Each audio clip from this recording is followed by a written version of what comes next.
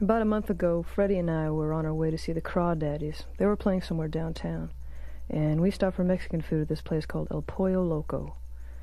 Well, right after we pulled up and parked and headed for the door, from out of nowhere, like he drops out of the sky or something, this little bum was standing in front of us, real drunk, talking in slurred Spanish. He was saying he was hungry.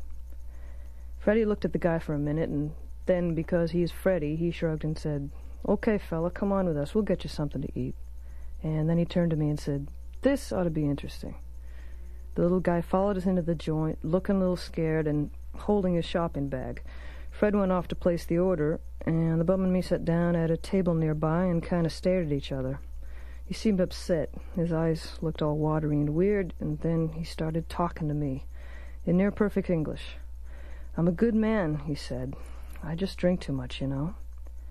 By the time Fred got to the table with the food, this guy was holding his head in his hands. He looked up and thanked us, but he wouldn't eat. He just stared at the food.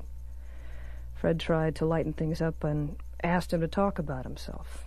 He said, "My name is Hernan. I'm a good man. I just drink too much. I had a girlfriend, but she won't see me anymore. I lost my job, and my mother won't let me live at home. She brings me food, but she won't let me go home. I'm from San Salvador. They threw me out of the country. They tortured me. Here, I'll show you." Then he stood up and undid his shirt and opened it up, and Fred was saying, "No, please, man." And somebody had cut him very carefully, straight cut lines, lots of them, across his stomach, and there were cuts on his arms and cigarette burns. And then he sat back down and he said, "I'm a good man.